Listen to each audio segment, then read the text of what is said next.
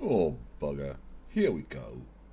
Flat Earth expert Mark Sargent thinks the moon landing was a hoax. Technically, the moon itself is a hoax. Right, but betting with Sportsbet's new iPhone app? I could do this standing on my head. Thanks, Gravity. Sportsbet's new iPhone app. It's foolproof.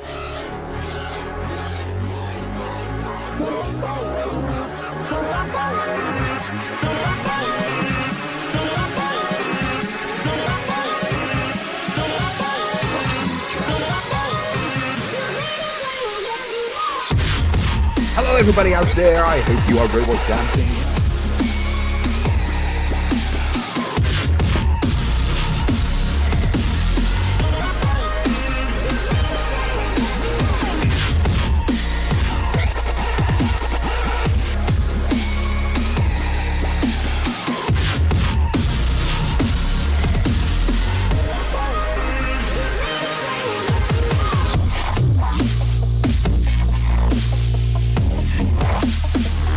Happy Monday, y'all. Happy Monday, like there's such thing.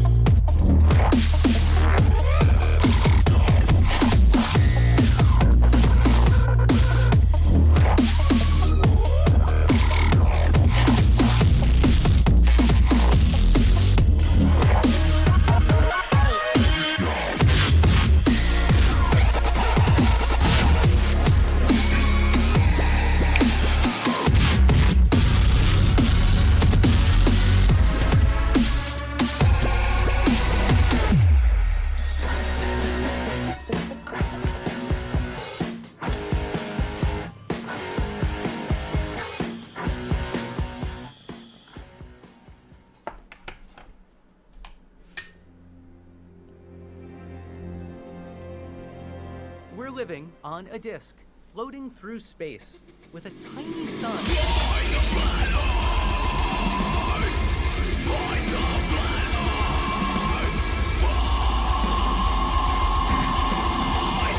Hey, I'm FTFE and welcome back to the channel that does to stupidity what I did to some poor girl's phone at the gym today. Oh my goodness.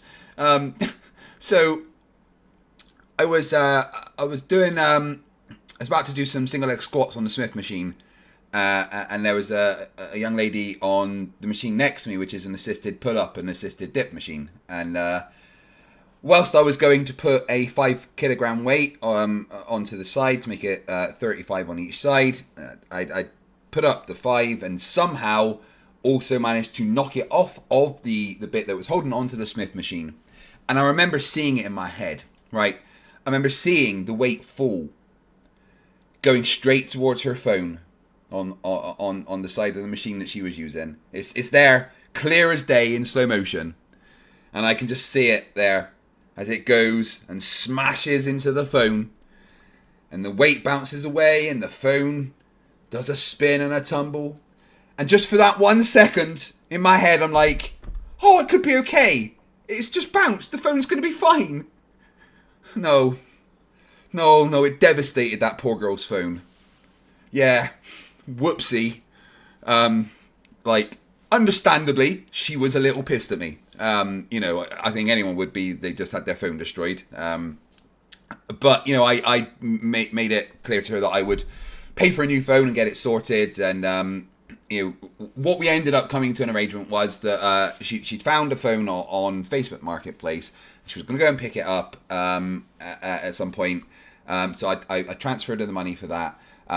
In the meantime, to make sure she didn't miss any calls or anything, because I think she had kids that she didn't want to miss calls from school or something.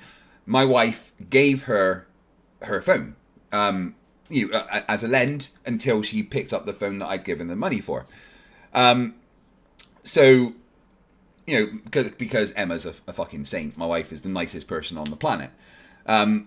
So hope that's it sorted. Hopefully, and then so what happened was the girl went off, went to pick up this new phone, and then whilst she was swapping over SIMs from my wife's phone that she would lent to her new phone, accidentally left my wife's phone on top of her car, and then drove away, which I'm assuming resulted in my wife's phone being smashed into 1,000 pieces on the road. Because, married to me, you can't fucking catch a break, right? I know. Obviously, she was devastated that she'd done that, and sent me the money back so that I could get my wife a new phone. So Emma's worked out on top, because now Emma, I've just, I used that money to do the early upgrade fee for Emma so she could get a brand new phone. And the deal happened that Emma also managed to get a Chromebook with it. So, that was extremely awkward. Moral of the story is, don't drop a weight on somebody else's phone at the gym, because it will break it. Whoopsie. Wade says, who are you selling the rights to this sitcom pilot? Yeah, if the young lady that I did it to happens to see this video, I apologize from the bottom of my heart. I understand that having your phone broken, lost, destroyed, stolen, whatever is a panic-inducing thing these days, especially when you do have the majority of your life on your phone, and that's your way of contacting your kids and stuff. And I felt fucking awful.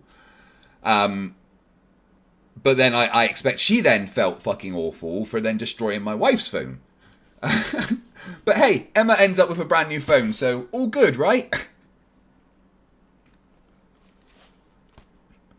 Rachbot says, don't leave your phone on the gym floor. Yeah, I mean, there is a case for that, but everyone has their phone with them at the gym, and I actually got a little crack in my phone in the corner there. I don't know if you can see it, because I dropped a weight on my own phone. Luckily, it wasn't too bad; just kind of rolled onto it. So I don't leave my phone on the floor anymore, and maybe that the young lady won't leave her phone in that certain position anymore. But at the end of the day, you can use your phone for your music, for your workout app or whatever. You're going to have your phone around, and it was my fault. I dropped the weight, so I wanted to make sure it was right. But hey, that was fun. Anyway, hello everyone, welcome. Today we're going to go over to the MMM Discord and, have fun. And by fun, I mean, if you don't have facepalm protection engaged, then look, you've been watching the channel for long enough, and it's pretty much your fault now if you hurt your own face. So let's go over there and see what's happening, and hopefully I've set up the audio correctly today. And I apologize for the previous 2 days. Number one, Flerf ran away. Number two, internet wasn't working. But hey, we're here. Let's go and have fun. Fun, right? Good morning, good afternoon, good evening, wherever you are. Oh wait, no, that's CC. Surprise! Welcome, Mr. FTFE. Wait, is that CC? I thought it was FTFE. CC, Westchester County here. Yes, Westchester County. How the Morning, devil Craig. is the MMM today? Awful as always. Not too bad. Doing good considering I just now walked in the door. I'm just Nice. plotting, Mr. F. I'm just Not plotting. much. You missed Any Jen's phones? great lecture last night around 3 a.m.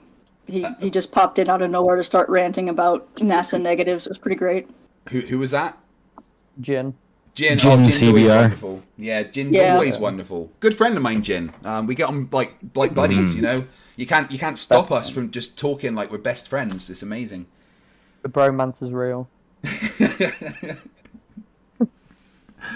Yeah. How are you So what do you guys think about the blatant lies that David Weiss has been telling left, right, and center? I'm not aware of it. What's he saying? Well, And what's he yeah, lying about now? Well, there is a way to tell if David Weiss is lying, right? It's a very it's hard to notice, right? But basically, when his lips are If his moving, mouth is moving, yeah. yeah, that means that he's telling some kind of lie. It's a good way to, it's a little trick that I've noticed. It's like your body language and stuff. His lips are moving, he's lying. Got him straight away. Yeah. Just like politicians. Did you? Yeah. But Some Yeah, of when them their mouth are opens, they're lying. absolutely. Some of them are absolutely hilarious. yeah, If you actually know something, because he claims that Apollo 8, 9, and 10 all have the same exact picture of the Earth when 9 never even went to the moon. yeah. So if it's you actually brilliant. know something, it's like So I mean, it just sticks out so bad. one of the things he loves doing is putting up the picture that a flat earther made. And the picture is, oh, look, NASA, this is supposed to be on Mars, but it's actually in Greenland. Haha, look at this. But we all know that that was a fake picture made by a flat earther. David Weiss is telling everybody that the picture is from a NASA website, right? Which is obviously not, because, you know, it's Greenland and NASA wouldn't post that. And MC Toon called him out quite hard and said that if he can provide the links for that picture on the NASA website, he'd pay him $10,000, which is already in escrow. And Flat Earth Dave is he's doubled down. He's doubled down, saying that he's gonna present the link. Oh, nice. Hold on. MC Toon can't give away that $10,000. A flat earther's going to get that for doing celestial navigation. Aren't you cute? Aren't you cute? You gotta lie to Flerf. I've never been told that. Double down for 20 grand. Wasn't it in Canada, not in Greenland? Possibly, so Greenland, Canada, or something. But it's made by a flat earther. It's just a complete nonsense meme made by a flat earther. Nothing to do with NASA at all. But no. Flat Earth Dave says it comes from a NASA website. But do your own research. Yeah. If you want a good example of that, check the chat right now. A meme that I found that a flat earther put up there, claiming 50 miles up, and the screen's cut off, and you can just barely see the altitude. It just says 47, and it says 50 miles up. I went and looked, and it's in feet. They were like they were like 9 miles up. Well, we know flat earthers aren't smart. Talking about flat earthers, who's in tonight?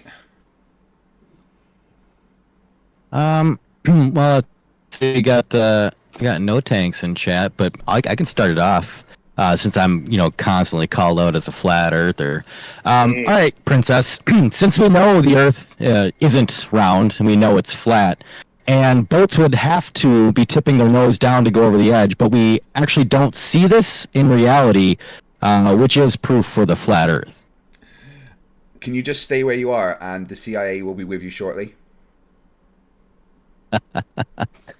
Yeah, no answer. Yeah, Witsit didn't have an answer either. I mean, y'all are just grifters.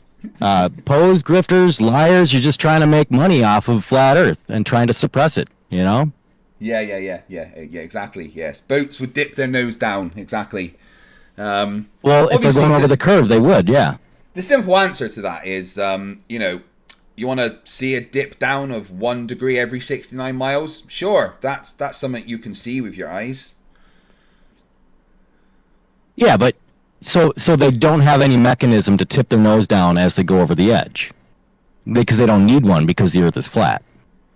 A sphere doesn't have an edge. Okay, so you're saying there's no horizon? Yeah, that's not an edge. That is a physical limitation. It's an edge of vision blocked by the sphere. Yeah, it's not the edge of the sphere because a sphere doesn't have an edge. Really? Okay, that's new. Yeah, news to me. Yeah, it sounds like your flat Earth, it sounds like your globe Earth model needs to have a little polishing done on it there. I mean, I could give it a polish if you like. I've got a cloth How here. many edges do you think the sphere has? So I'm holding this sphere here. Could you just point to the edge on it for me? Huh. Yeah, if you hold it up, it's weird. and you look from the center out to either direction, you can see the edges of it. I've turned this sphere all the way around, every way possible, and I didn't see an edge. Weird. Yeah, if you hold it up if I and you look at the center of it, object, right? This rectangular object. Oh, there's an edge. There's an edge. There. Weird. Why doesn't this have an edge? Because that's the geometrical features of a sphere. It doesn't have an edge. It is a one-sided shape. Yeah, so when you look at the center and you look out to either direction, either the left, the right, or the top or the bottom, what do you see? Like when that sphere stops and you see the edge of the sphere, no? Sorry. Yeah, look at the center of the sphere and then look to the edge of the sphere. If you're going to look to the edge of the sphere, where would you look? But a sphere doesn't have an edge, so it's not a question I can really answer. I mean, that's a claim you keep making, but when I look at it, I can see one. Well, no, I heard that spheres have one less edge than you two. How can a one-sided shape have an edge?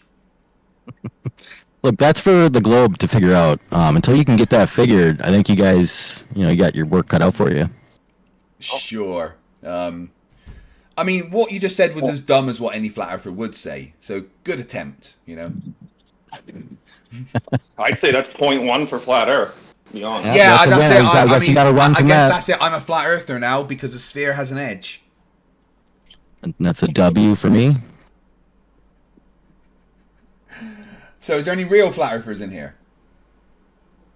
So that's so that we got 0.1 points for this flat. We're trying to bait them in. I might drop something in Awakenings. Yeah, they'll start popping in.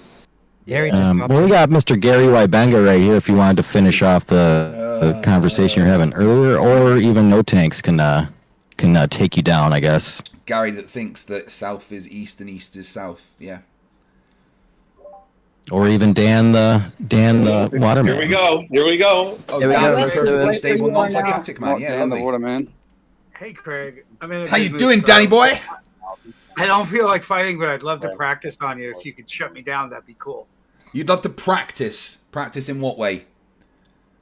I have sort of new understanding of the different classes of refraction and what it actually means, because it's like been baffling between lapse rate, gradient, refraction, and it was like you guys keep sort of hitting me with stuff, and it's like gradient, what? And then now I'm like, well, so I'm looking at the refractive index, and I'm like, what does it mean? 1.0013 what? So I think I have a better understanding of it now. Okay. And that helps you understand that the world is most definitely a globe, right? Oh, most certainly not. Then you don't have an understanding of refraction. Right, I see. Oh, you want to play? No, I didn't want to play. I wanted to actually ask you what you knew. Oh, I mean, I know a relatively large amount since conversing with Andrew Thomas Young, the world's leading expert on refraction. Okay, good. So you're a good person to ask, right? I mean, I'm no expert in refraction myself, but I understand the physics behind it pretty well. Cool. Yeah. So I work with some people that have done a whole bunch of this line of sight stuff. And this line of sight stuff, could you be more, elaborate with that? What do you mean? Yes, I've been part of a team called the Flat Reality Earth Explorers that have completed over 35 long-distance line-of-sight observations over land, water, and ice with different light sources, including frequencies and incandescent and flashlights and infrared and mirrors and all kinds of crap. And we keep going, damn, we're achieving line of sight throughout a varying conditions. So we've drawn the conclusion that it's like these conditions don't mean shit, and it's like we keep getting jammed. Like, did you get the temperature reading? And it's like, I don't know. I finally got Walter Bislin to chime in, and he goes, look, overall temperature and barometric pressure are not. He says they're minute. It's not going to be the factor. You're only going to get bending of light from a gradient. And I'm like, whew, thank goodness I can eliminate that shit, And if I can't, it's really your problem. A gradient of what, though? Exactly. So now I'm moving on to gradient. Exactly. Well, so yeah, but when Walter Bislin said it's not the temperature or pressure, it's the gradient, what did he mean? He's not.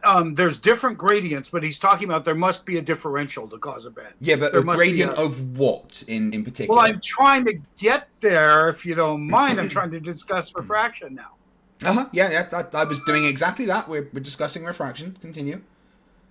So generally, the atmosphere is stacked in height, and it has a gradient of both its density and its temperatures that are sort of natural based on the weight of air. Can we agree on that? I mean, those were definitely a lot of words that I think break down to there is a gradient in the atmosphere. So one type of It's all right. I've spent a lot of time learning to speak Flerfs, so it's fine. One type of refraction is due to the gradient vertical column of air. That's almost has to be there because of both density and temperature and I guess what we call it. Yeah. Okay. So when you say it's a gradient, what are you? It's a gradient of what? What is the gradient composed exactly. of? So there's one type of refraction, which is a gradient in the vertical column of air. A gradient of what? I said both density and temperature and material. Right. So we agree that there is a gradient of pressure in the atmosphere, right? Right. This is what we call the vertical gradient. Yeah, yeah. That was a long way round to get to there is a gradient of pressure in the atmosphere, right? Right. Well, I'm just identifying the different gradients that are mentioned when we're talking about refraction, and we're talking about well, there's a gradient of pressure, there's a gradient of temperature. Lapse rate. See, lapse rate. I was trying to figure out what a lapse rate was and what everything was. So so we can argue at some point about how much. In other words, Bislin said under a meter you're not going to have any dominant gradient of the atmosphere, because I assume, and you and I could talk about it, that the dominant factor is going to be the difference between the surface and the air when you get down that low. Your dominant variation is going to be in temperature between the surface and the air. Most often, people shooting in the distance would be over cold water with warm air. So that's like what most people are used to talking about when they talk about the temperature issue. It's not so much, in other words, what I'm going to claim, and I appreciate listening, Craig. What I'm going to claim is that when we see shit at 20 feet off the water and then walk down to the water, my assertion, which is brand new, I've never told anyone because I just realized, is I think that is a measurement of the gradient between 1 and 20 feet, that it didn't have any effect. I don't have a lot of measurements, but I do know that the visual increment of, working between, let's say, down low and up high. So one question would be, at what point does the gradient kick in? At what point is there atmosphere to speak of? And I'm going to ask you to at what point pretend is there atmosphere to speak of? I mean, there's in other words, I'm going to ask you to pretend you're with me at under 2 meters or at 1 meter, as Bislin suggested. But let's just call it 1 meter so we can eliminate most of the atmosphere and then realize that there's still a gradient within an atmosphere. It's minute, but it's still there. You're suggesting a minute gradient between what and what? I mean, there's a gradient everywhere. Every meter of the atmosphere has a gradient within it. You hold one hand, and then you put another hand above it. There is a difference in pressure between those 2 points. It might be very, very, very small, but there is a gradient of pressure which constantly goes. But we've definitely moved through that and found no variation when it came to the aim and targeting of the light source. So the crazy thing is that we keep getting light to what looks like to us parallel the Earth. And the answer is, well, the Earth is curved, so the light must be curved. And that's where we started talking refraction and such. Then they said gradient. Now they're saying lapse rate. And I'm like, whoa, what is all this? These are all just parts of refraction yet. Yeah. Do you know what a lapse rate is? How would you define what a lapse rate is? It'd be the effect of the speed of light across the beam from one side to the other. No. So a lapse rate is how quickly there is a change in the gradient over a certain amount. So from 0 meters above the surface of the water to 1 meter above the surface of the water, if the temperature and density change really quickly between those 2 points, then it's got a very high lapse rate. Right.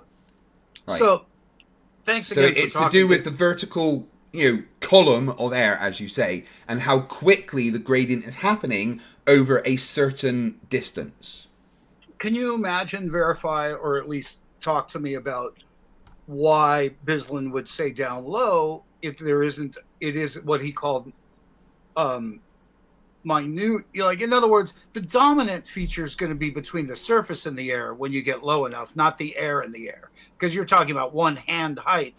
But the dominant factor in gradation is definitely going to, when you get down low, probably going to be between the surface and the air, not the air in the air. Because remember, we have to have a variation for there to be a gradient. Okay, so Dan, there's always a gradient, right?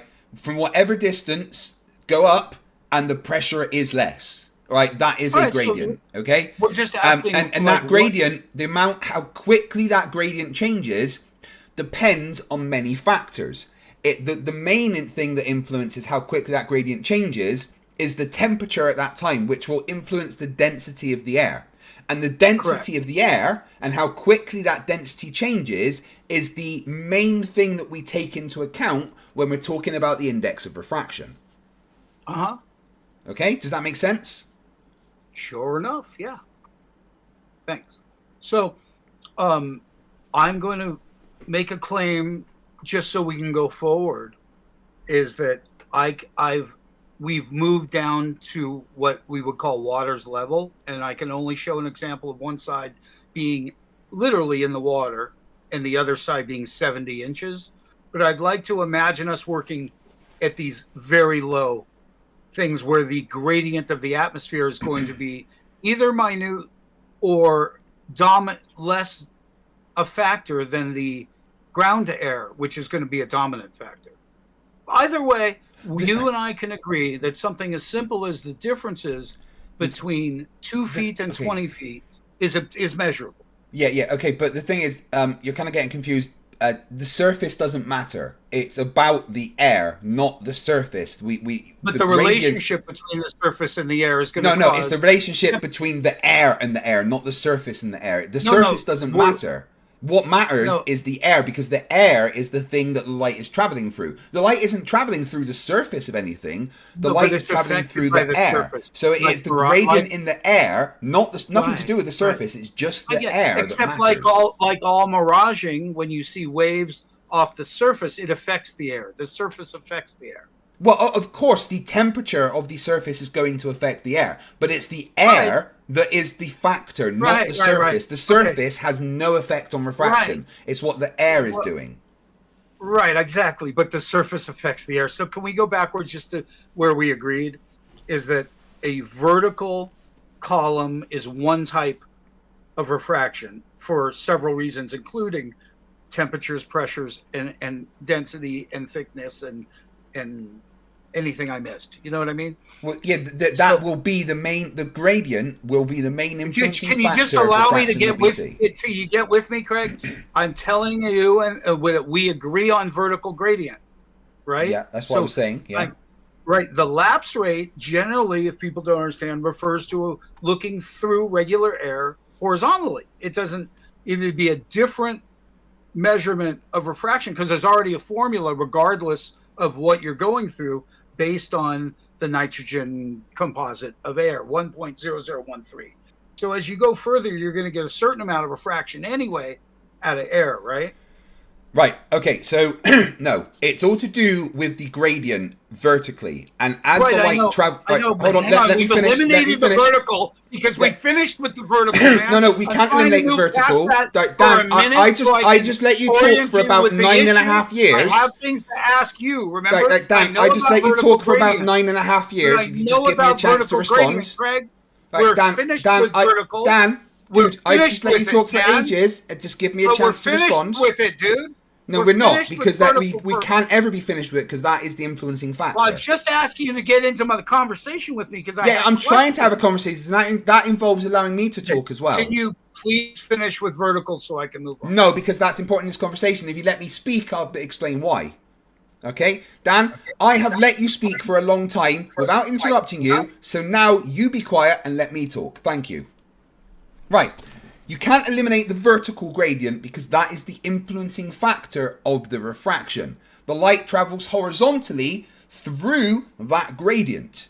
And because that gradient curves with the Earth, the light traveling horizontally through that gradient, the vertical gradient, will bend as it goes through each index of refraction. The point where the density changes or is changed enough to influence the path of the light and bend it downwards following the curve of the Earth. You can't ignore the vertical gradient because that is the gradient. There isn't a horizontal gradient. There isn't a horizontal gradient. No, we don't have a horizontal gradient in the atmosphere, no. Are you saying, okay, then. Okay, so Right, Dan, we're can you tell me what a gradient is, please? Yeah, it would be where there's a difference from medium to medium. It's actually moving into a different zone, and it's the relationship between the zones that causes moving air that causes refraction. What? No, okay, I just asked you to tell me what a gradient was, and that wasn't what you just said. Well, just the word gradient, what does that mean? Craig, I'm answering. The problem you have is that it's gradual. Gradient is gradual. And you don't need to whisper. There's everyone here. You don't need to be scared. You can say the word out loud. You can't get gradual changes to bend light drastically at 8 inches per mile squared. Well, you absolutely can. I mean, the change actually isn't that gradual. In fact, the lapse rate near the surface will be. Dan, I'm doing the talking thing right now. The lapse rate near the surface will be the highest, which is why you get the most refraction at the surface, well, closer to the surface of the water. That's where the lapse rate will be the highest. God forbid I understand the claim. I just can demonstrate. You don't understand the claim in the slightest. Well, because I am talking about demonstrations that have shown that there is exactly no what we expect them to show, yes, with a gradiated atmosphere on a curved Earth. Every single experiment you have ever done is what we expect to happen with that light, with the refraction on a globe Earth. It matches what we say every time. Remember, I had questions for you, and it started with vertical gradient, so we could understand the vertical please give me a question then. Of refraction, because there is more than the vertical portion of refraction. You know that. The vertical portion of refraction. Refraction happens when light travels horizontally through the vertical gradient that is curved. Okay, so as I suggested, the difference between your surface and your air is going to cause another factor aside from the stacking of your normal behavior air.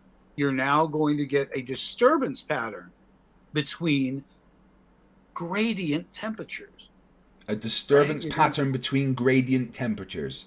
Those were all words, Dan. 100% every single one of those were words. But the order you put them in made fuck all sense. Okay, so the claim of refraction is that of the glober. So I'm just going to tell you it's... Well, no, it's a reality, not of the glober. Excuse me, because I'm asking you to demonstrate it within either the conditions that we have or your own conditions, showing that you can make a laser. Now remember, it has to make it 8 inches per mile squared.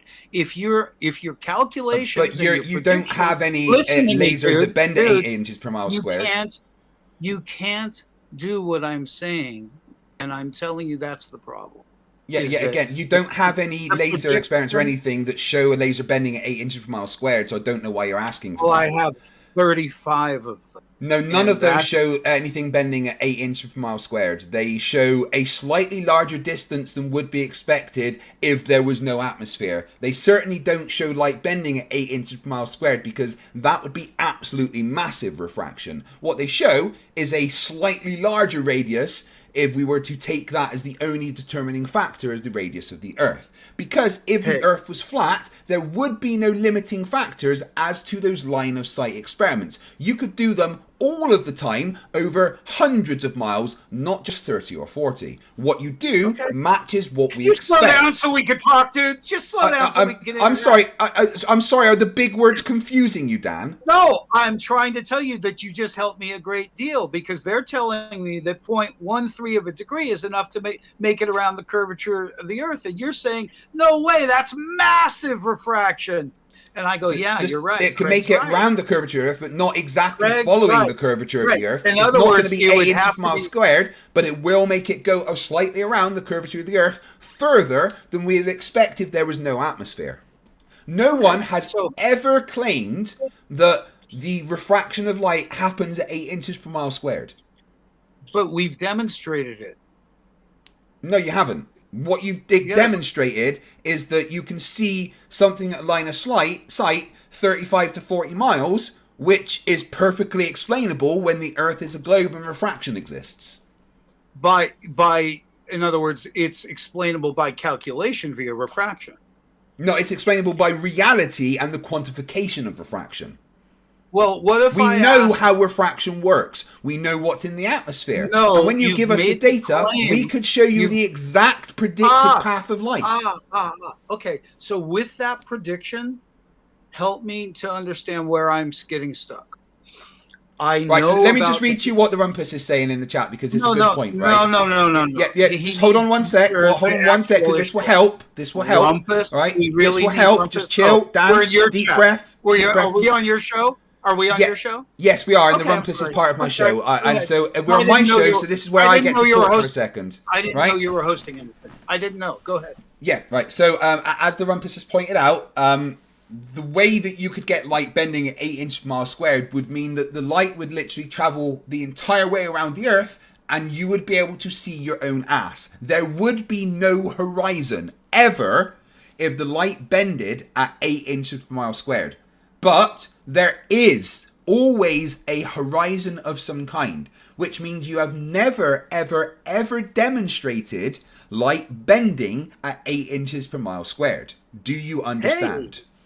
Yeah, let's talk about the two kinds of horizon. That'd be the fun part. Well, no, there's a horizon. More than one, a horizon of some kind. There's a horizon. That's it. There's the horizon. Did you know that there is more than one kind? Because if you were using celestial navigation, there's certain different terms. So there's one that's measurable and there's one that's magical. Correct? No, there's not. There's one horizon. That's it. No, sir. Yes. Then can you describe the difference between the geometric measurable horizon and the optical horizon? There's no such thing as an optical horizon. You guys made that up. Oh, how about the apparent horizon? When I get to the right word, let me know. Yeah, it's just the horizon that we see because of refraction. That's it. Now what about the measurable one that I've mentioned twice already?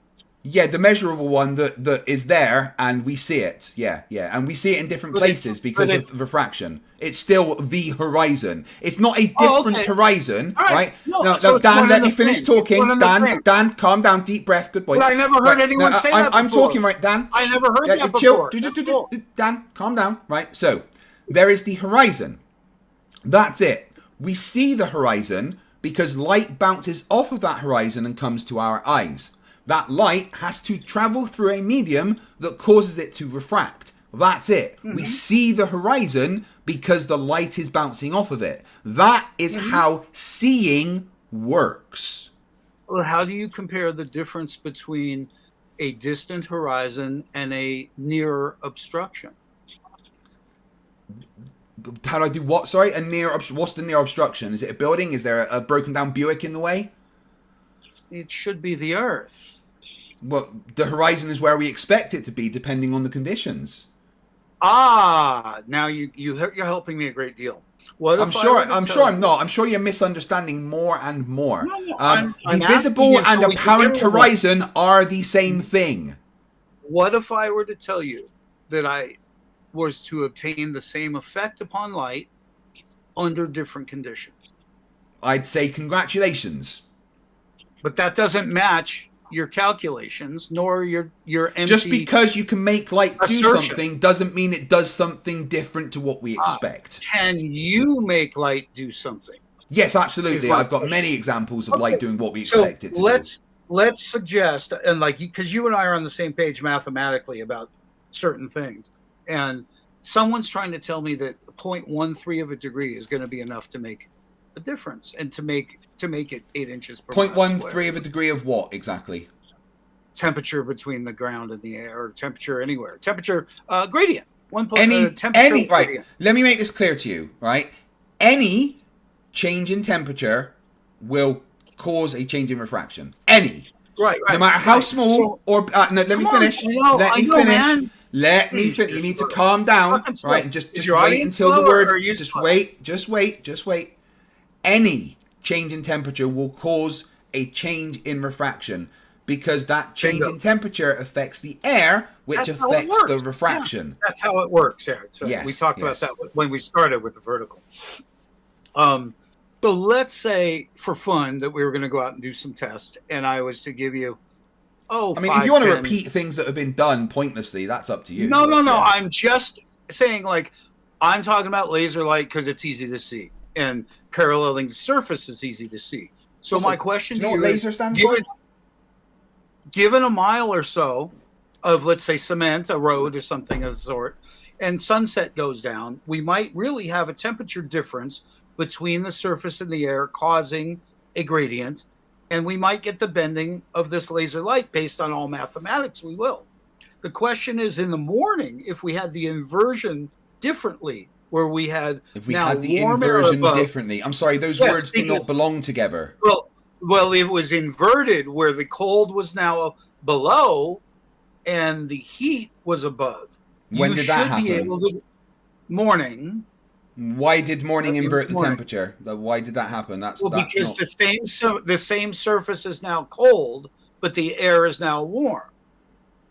So we've inverted the difference. The point is, of the What do three you mean we've positions of inverted light. the difference? Listen, let me explain. Dan, these words that you're putting together, they're not forming coherent sentences. Of the three potential things that could happen as I point a light across a temperature gradient, it could stay level, it could go down, and it could go up.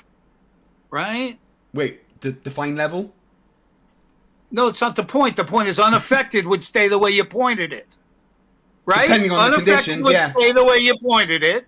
Depending on the conditions. Yeah. And It would always do what we expect it to do on a globe Earth under refractive conditions. Yeah, every single time. I beg you, in all honesty, to demonstrate that because we have and Yeah, we've demonstrated it many times. You guys just go, I don't see the evidence. It's not I'm there. sorry, I'm asking you to take a laser and show me it going both up or down or be. Why would it go up? The Why would beam. it go I up? want you. I Why would it want go you up? to check. Why would it go to up? see. Why would it go up? If it was colder. Yeah, the air doesn't magically invert when the sun comes up. That's not how it works. There is still a gradient of temperature going from, from where to one where? to the other. In general, from what to what? Wait, from what to what? There's still a gradient of temperature going from what at the bottom to the top. The gradient of density, all the same. It doesn't magically flip. It doesn't magically flip. Of what? The gradient of pressure is going to be a lot higher at the bottom and then warmer as it goes up. We're at one medium, so I'm not sure what you're saying. Where's the gradient? There's a gradient everywhere. It's always there, Dan. Okay, so this should be easy to demonstrate. It doesn't invert. Yeah, we've demonstrated it many times. You guys don't just ignore it. Could you show me a link real quick? To us demonstrating how refraction works? Sure, just go to Mick West's page. It's all there. Now, I know Mick West is a liar, so that's funny. Mick West is 100%. How dare you say that about Mick West when he programmed I'm Tony explaining Hawk's? it, dude. I'm fucking Wait. No. I'm sorry. You don't get to slag off the creator. Oh, hold on, Dan. No. I'm going to stand up here. One sec, Dan. Hold on, Dan. Dan, hold on, Dan. Stop. You don't get to slag off the creator of Tony Hawk's. That doesn't fly here. Okay? Okay. Understand. His movements of information on the Metabunk calculator was directly in relation to our work, where he suddenly said we can't do it over water. No, it wasn't. That's a lie. Okay. I have no reason to lie to you, Craig. So you have lots of reasons to lie because Flerfs lie is what they do. You can pretend all you want. You're going to have to format yourself different. You're not going to make it with me in terms of accusation. I don't bring shit to you. I mean, you just told a lie about Mick West, so I mean, there's that. No, I tried to what I tried to do was explain how in any particular condition you were to choose, let's say summer or winter, would you suggest that you get the same results in the opposite condition? So I want you to know that opposite conditions. Conditions don't go opposite. Warm outside, cold outside. Right. No, there's going to be different, refractive conditions depending on the conditions. Right. That's what we've been saying. Right, Dan. This is what we've been saying all along. The conditions. I've proven you wrong. Dan, I'm saying words. This is where you need to listen. Right. I've proven you wrong. I'm saying words. This is where you need to listen. Depending on the conditions and the refractive indexes that those conditions create, will depend on what the refraction does. Okay, Right. That So you could have. I'm still talking. You need to shut the fuck up and listen. But I have examples. Be a good boy. I know you get excited, Dan. I know you get excited. But just calm down and let me finish talking. There we go. Good boy. Well done. So, you could have similar effects in the summer as to winter, because the gradients could be still similar, even though the temperatures overall are different. It doesn't mean that you will have exactly opposite effects because it's warmer one part of the year and colder other part of the year. There's many things to take into account to actually be able to calculate the refractive properties that will be happening. But I will reiterate to you once more, never, ever, ever has the light done something that we don't expect it to do on a globe Earth with the refractive conditions that we understand. Ever. Now, I've finished talking. You can talk, Dan. I appreciate everything you said. I agree with everything you say. Brilliant. Earth's a globe. Lovely. The problem is you can't demonstrate what you say.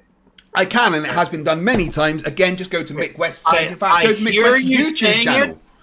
I hear you saying it, and I'm going to describe guys, you know what? I'm going to guys, describe just start posting what I know. links to all the refraction experiments that I've posted all the time. Why don't you run let me this see. all over Let me so see you what I've don't got on get to here. hear Actually, why I'm saying what I'm saying. You realize I'm here for a reason, right? Oh, to entertain people with your stupidity, yeah. No, it was actually to get you to commit to things, and you have. Commit to what exactly? What do you want me to commit to? Well, that you know. I mean, you should probably be committed. But, you know. You know that conditions should change the path of light. You've said that again and again. I've said that different conditions and will have different refractive properties. Yeah, but that doesn't mean that you would get. I'm in the middle of saying words. Right? No, that doesn't mean. I'm still in the middle of saying words. When I'm finished, I will let you know. When I finished, I will let you know. Good boy. Right?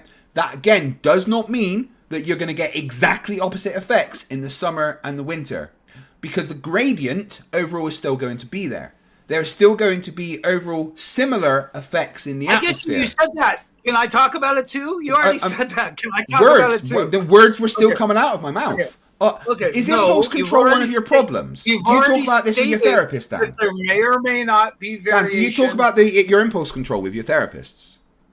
No, I'm trying to. You probably should. I would suggest next therapy session that you have, you seriously talk about your impulse control issues. I've got you. Okay, so listen. Yeah. I mean, what's been helping me with my impulse control issues? I've actually got you. Dan, so what's been helping me with my impulse control issues is breathing exercises. Maybe I can take you through some of them. Do you want to look sharp, or do you want to shoo me? I mean, I always look sharp. Just look at me. Okay. So give me a chance for you to look sharp. Yeah. Guys, please prepare yourselves. There's the flat earther about to say some dumb things. Please go ahead, Dan. One of the factors is, of course, temperature variations that we talked about. And you said that you may or may not, whatever you said, I agreed with you. It may make a difference, it may not, right? And that's totally cool. I didn't say that. Way cool. Okay, whatever you say is fine, dude, because you're talking about temperature difference. That's only one variable. We're done with that variable. You've already explained it. Can we move on? Now, we had vertical gradient. That's one variable. I'm going to come down low. You can make whatever claim you want between 1 and 2 meters. You don't need to whisper. Don't need to be scared. Try and keep your voice at one level, Dan. Prove it. So when you get down to one level, like 1 meter, you got to prove that there's any gradient there. Now, I'm telling you again, the major gradient there is going to be between the surface and the air, not the surface isn't part of the air. Not the air in the air. Light doesn't travel through the surface, so that doesn't come into account here. The question is, where are your gradient variables coming from, sir? That's in the difference in temperature and density and pressure of the air. Okay, so let's go through that again. That's mostly through the vertical. Yeah, that's where the gradient is. Well done, Dan. You understand the gradient is vertical. We're finished with that, and we're moving on to other factors. Yes, we've established a height. So we have... What height did we establish? How high was it? I told you if I want to come under it, the only video example I have right now is 70 inches on one side and 1 inch on the other. Why was it not equal? So call exactly, but call it 2 meters. Yeah, exactly. Why was it not equal, Right. Dan? You're not doing the experiments properly. That's not very good. Okay, we started equal, dumb fuck, and we went down. Well, you just told me see that how much 70 we and 1, did. that's not equal. There's 69 between those. Okay, so 69, your patheticness is not important. What's important is you understand that we experience no difference through that gradient. No More difference of what variables, exactly? We still obtained line of sight through the gradient of Yeah, 70 yeah. And inches. how many miles was that over? 10. 10 miles, so less than 1/6 of a degree. No issues. Yeah. Okay, so now, great. So let's assume that we finish with vertical just for a minute, right? And we finish with temperature just for a minute. What if now I change the distance? Then let's say you're right at 10 miles, because I think you are. That's why we moved to 17. What are you going to do now? What am I going to do at what? 17 miles? Oh, well, When I that's get still... the same results of 8 inches per mile squared. Again. You don't get 8 inches per mile squared. You've never got 8 inches per mile squared. So, Dude, everything I'm telling you is based on line of sight directly across a span. So and yeah, was there it is. horizons at any point when you were doing that line of sight? You and I differ on the word horizon. What do you mean? No, we don't. There's just horizon. no. Right, Dan? Simple question: was there a horizon when you were doing your line of sight? Yes or no? Based on your flexible, unanswerable term. No. There's just one. The horizon is the geometric sphere. You know, where the line of sight is blocked by the fact the sphere is there. Is there a horizon anywhere around you when you are doing these experiments? No, the 3.2 mile horizon never appeared. So if you were to turn around and look anywhere, there would not been any horizons anywhere near you. Are you saying that? No, that's why we have line of sight in the distance. Right. So let's say you're at your experiment and you were to turn around in 360 degrees and look around you. Would you have been able to see a horizon? No. So there was no horizons anywhere where you were standing. The horizon's at a fixed distance, dude. Relax. You can. The horizon's at a fixed distance, is it? You've just destroyed the black swan. Well done for doing that. You should probably tell Nathan Oakley. Although you probably don't want to talk to Nathan Oakley. That's a kind of brain I probably don't want to talk to Nathan Oakley. You're right. You're all right. You're not as dumb as you seem. So I totally appreciate your time, and you try and chew me up on this, but I finally, if we break down the contributing factors of refraction, you'll find that we've moved through all of these factors and variables. And you've never measured them once, ever, have you? Now, the understanding. No, there we go. So, Dan, why don't you pop off and do your experiment and take some measurements, and then we can talk like big boys. Now, when I said I moved through the gradient between 70 and 1 inch, when I said I moved between, I'm citing it right now. When you see a light hand move from eye height at 70 inches down to the water, is that a measurement of what? In other words, the gradient should have, if there's a gradient that's going to affect anything, we should have seen that effect. So have we demonstrated anything when we do that for you, Craig? And Dan, you're like talking to ChatGPT that's been jailbroken. It just doesn't make any sense. Okay, I have never used it. Your accusations are coming from your own position, not mine. Thanks. Yeah, I've used a jailbroken ChatGPT, so I understand that it sounds very much like talking to you right now. Okay, well, that's a compliment. I was speaking off. No, it's not, because I purposely made this ChatGPT dumb. Like, I specifically jailbroke ChatGPT to make it dumb, and it sounds like you do right now. Well, if you can predict a laser path and I can. Tell me the temperatures and densities, I can predict it 100%. Can you demonstrate that prediction? Yeah, get me the temperatures and I will demonstrate that 100%. Can you then prove by moving a variable that the light changes direction? How would we move a variable? Do it twice? In other words, can you do it like real science? Yeah, Dan, give me some numbers and I'll do some real science with you. But right now, you're just saying things and not actually doing any science. Oh, okay. Yeah. So what? So tell you what, Dan, go and do those experiments, get the numbers, and then we can talk. And then I would explain to you how it can be recreated. But first of all, you have to do the first step and do the fucking experiment right. Oh, wow. That was my, whoa, what is that? That's built into my computer. Siri. How funny. Okay, so... Siri's built into your computer. You want to dispel 9.77 miles and move up to 17? 17, so yeah, that's still less than a third of a degree. No problems. I'm not sure I understand. No, Can I ask Dan a question? Why is Siri talking? I have no idea. Yeah, I've never even heard it on my laptop before. I don't know. Never, ever. What's going on? Level. That's funny. Level. What does pressure in inches mean, Craig? Level. What does pressure in inches mean? Yeah, it's weird. Pressure. It's like, hey baby, you under pressure? Oh yeah, 6 inches full. What's a dew point? Can I ask Dan a question real quick? Yeah, go ahead, please. Okay, so we already know for a fact that we cannot perceive if light bent before we receive it into our eyes. We just can't. So Level. How are you establishing for a fact that light didn't bend before you received it, or the camera received it? That's an excellent point. So let's take a prediction of any kind that achieved line of sight at 10 or 17 miles, whatever miles you pick. So let's say we backward did the math, came up with the correct math, right? But now in the same day, I offered a variation in temperature of, let's say, 22 degrees. Mm-hmm. Wouldn't you expect that to change? In other words, had you inputted that as any part of your calculation, it would change things. So here's the overall. We've already established, though, that it is not the overall temperature; it is the vertical temperature gradient, which you could have you could have a very similar vertical temperature gradient in cold weather and in warm weather. So the light could do the exact same thing. We backwards did the math. In other words, we chose a distance, we backwards did the math, we made it perfect for you.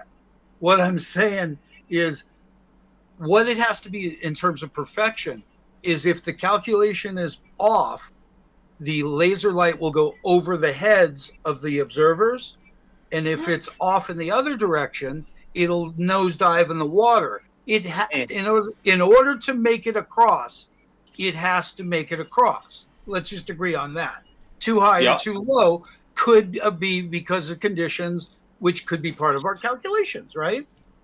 What are you taking into account? Are you taking into account laser coning margin of error? Yes, absolutely. No, they're not. It makes it it's a diverging beam, but in fact, each straight diverging beam is subject to the refraction. So even though it's wider and weaker, even though it's wider and it's weaker, there's still direct lines. I just shared a picture in the chat that was used as flat Earth evidence the other night, and you can see that number 6 light is in front of the horizon, and then those other two, you can see they're cut off, and you can even see the light reflecting off of the surface of whatever that is, if it's water or ice or whatever. You can see the light hitting the surface.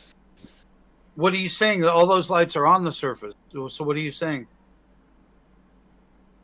On the surface? Two of them, at least two of them are being cut off by the horizon. Where's the bottom of the blue and the pink light? Why is it semicircles instead of circles? Yeah, the number 6 light's a full perfect circle. Why aren't the other ones? This is where you guys are insane. Okay, listen, just we're insane. Yes, we're not the ones that have to stand in front of a billboard and shout, "We're not insane." You interrupting twat. Don't be an interrupting twat. Now listen. The reason why he started this at 5. The reason why he started this at 5. Because he started this at 5 because your actual horizon is already finished. No. So 5. So 5 is beyond the horizon.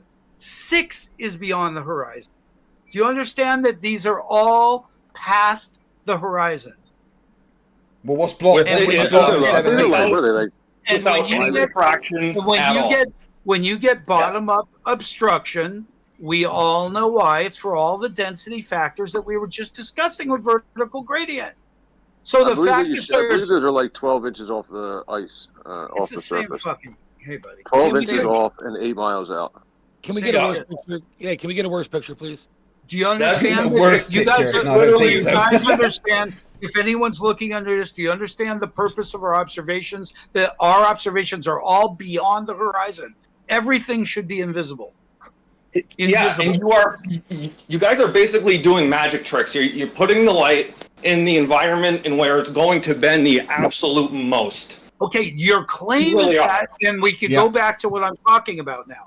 Yes, No one the knows what you're claim talking is about. that we're Dan. working in the worst possible area.